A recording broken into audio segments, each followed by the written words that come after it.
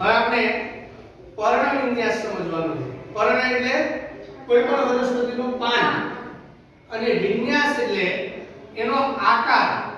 એટલે કોઈ પણ પર્ણનો આકાર એટલે પર્ણની અંદર જો કોઈ પણ વનસ્પતિનું તમે પાન લ્યો ને તો પાનની અંદર આ એક વચ્ચે પર્ણદંડ, આને પર્ણદંડ કહેવાય.